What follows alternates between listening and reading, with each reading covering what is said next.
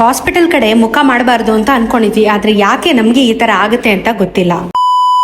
ಇಷ್ಟು ದಿನ ನಾನೊಂಥರ ಸಫರ್ ಮಾಡಿ ಹೀಲ್ ಆದೆ, ಆದ್ರೆ ಈಗ ನಮ್ಮಪ್ಪನಿಗೆ ಈ ಪರಿಸ್ಥಿತಿ ಬಂದಿದೆ. ನಮ್ಮಪ್ಪ ಡ್ರೈವಿಂಗ್ ಪ್ರೊಫೆಷನಲ್ ಇದ್ರು, ಮತ್ತೆ ರೀಸೆಂಟ್ ಆಗಿ ಎಲ್ಲೋ ವೆಯ್ಟ್ ಲಿಫ್ಟ್ ಮಾಡಿದೀನಿ ಅಂತ ಹೇಳಿದ್ರು. ಅದರಿಂದ ಇವಾಗ ಟೇರ್ ಆಗಿದೆ, ಲೆಫ್ಟ್ ತುಂಬಾ ಸಿವಿಯರ್ ಆಗಿದೆ. ಆಯುರ್ವೇದಿಕ್, ಫಿಸಿಯೋಥೆರಪಿ, ಎಕ್ಸರ್ಸೈಸ್ ಎಲ್ಲಾನು ಮಾಡ್ಸಾಯ್ತು, ಆದ್ರೂ ಯಾವ್ದಕ್ಕೂ ಅದು ಜಗ್ಲಿಲ್ಲ. ಕೊನೆಗೆ ಸರ್ಜರಿ ಮಾಡಿಸ್ಲೇಬೇಕು ಅಂತ ಹೇಳಿ ಆಯ್ತು. ಇನ್ಶೂರೆನ್ಸ್ ಇತ್ತು, ಪ್ರಿಯೋಪ್ರೋಲ್ ನ ತಗೊಂಡು ಮನೆಯಲ್ಲಿ ಮಕ್ಕಳದು ಆಶೀರ್ವಾದ ತಗೊಂಡು ಅಲ್ಲಿಂದ ನಾನು ಅಪ್ಪ ಇಬ್ರು ಹಾಸ್ಪಿಟಲ್ ಕಡೆಗೆ ಹೊರಟ್ವಿ. ಅಪೋಲೋ ಶೇಷಾದ್ರಿಪುರಂ ಅಲ್ಲೇ ನಮ್ಮ ಅಪ್ಪನಿಗೆ ನಾನು ಆಪರೇಷನ್ ಮಾಡಿಸ್ತಾ ಇದ್ದೀನಿ, ಯಾಕಂದ್ರೆ ಬೆಸ್ಟ್ ಆರ್ಥೋಪಿಡಿಕ್ ಡಾಕ್ಟರ್ಸ್ ಇಲ್ಲೇ ಇರೋದು. ವಿಪರ್ಯಾಸ ಏನು ಅಂತ ಅಂದ್ರೆ ನಾನು ಇದ್ದಿದ್ದ ವಾರ್ಡಲ್ಲೇ ನಮ್ಮ ಅಪ್ಪಂಗೂ ಬೆಡ್ ಸಿಕ್ತು.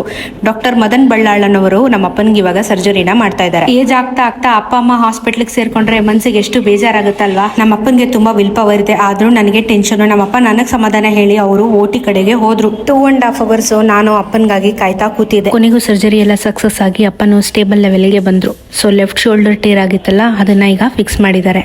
ಏಜ್ ಆಗ್ತಾ ಆಗ್ತಾ ಪೇರೆಂಟ್ಸ್ ನ ಮಕ್ಳ ತರ ನೋಡ್ಕೋಬೇಕು, ಯಾಕಂದ್ರೆ ಸಣ್ಣ ಗಾಯ ಆದ್ರೂ ಸುಧಾರಿಸ್ಕೊಳ್ಳೋದು ತುಂಬಾ ಕಷ್ಟ ಇರುತ್ತೆ. ಹೇಗೋ ಸರ್ಜರಿನೂ ಸಕ್ಸಸ್ ಆಯ್ತು. ಇನ್ನ ಅಪ್ಪನ ಬೇಗ ಹುಷಾರ್ ಮಾಡಿ ಕ್ಯೂರ್ ಮಾಡೋದ್ರ ಬಗ್ಗೆ ಫೋಕಸ್ ಮಾಡೋಣ. ಟೆನ್ಷನ್ ಅಲ್ಲಿ ನನ್ನ ವಾಯ್ಸ್ ಹೋಗ್ಬಿಟ್ಟೈತೆ ಇವತ್ತು. ನಿಮ್ಮೆಲ್ಲರ ವಿಶಸ್ಗೆ, ಪ್ರೇಯರ್ಸ್ಗೆ ಥ್ಯಾಂಕ್ ಯು ಸೋ ಮಚ್.